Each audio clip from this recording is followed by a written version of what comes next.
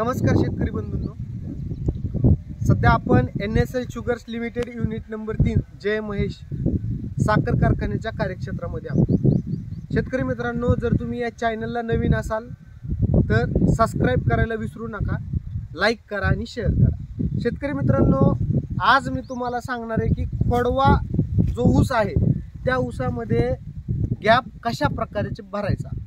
आतापर्यंत भरपूर शेतकरी काय करायचे की खोडव्यामध्ये गॅप जर झाला तर एकतर एक नवीन ऊस त्या ठिकाणी लावायचे, त्यानंतर बरेच शेतकरी हे रोप लावायचे, परंतु रोप सेट व्हायला वेळ लागायचा आणि नवीन ऊस त्या ठिकाणी जर लावला तर ह्या ऊसाच्या सावलीमुळे तो उगवत नव्हता।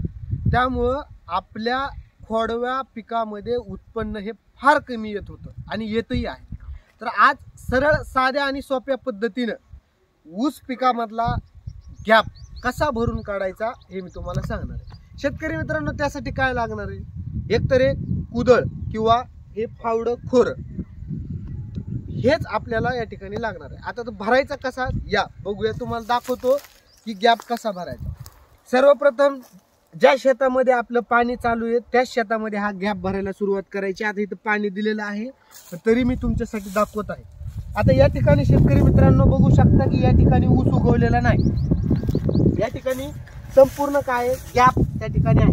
ज्या ठिकाणी गॅप आहे त्या ठिकाणी खड्डा करून घ्यायचा सगळ्यात अगोदर।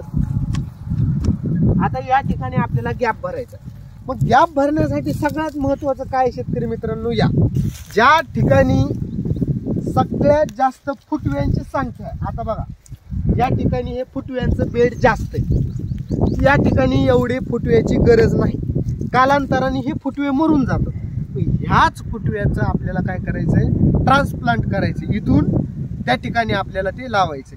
ते कसं लावायचं तुम्हाला सांगतो। शेतकरी मित्रांनो, कधी गॅप भरताना आपलं जे फावडं आहे हे फावडं खोरं हे तासून घ्यायचंय, जेणेकरून एका फटक्यामध्ये त्या ठिकाणी काय व्हावं, आपल्याला बेड या ठिकाणी निघून यायला पाहिजे।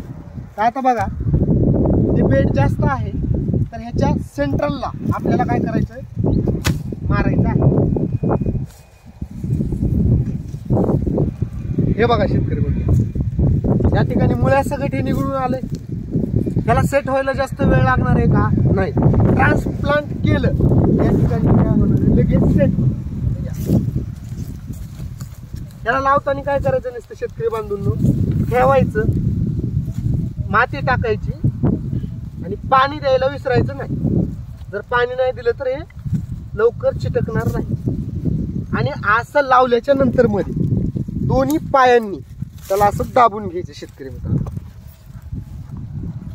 झालं, एकदम सोप्या पद्धतीनं 0 खर्चामध्ये तुमच्या शेतात ऊस पीक जो गॅप आहे तो गॅप तुमचा भरून निघणार आहे। शेतकरी मित्रांनो, अधिक माहितीसाठी किंवा काही आपल्याला अडचण असल्यास स्क्रीनवर दिलेल्या नंबरवरती आपण संपर्क करू शकता। आणि अशा पद्धतीनं सर्व शेतकरी बांधवांनी खोडवा ऊस पिकात गॅप भरून घ्यायचा आहे।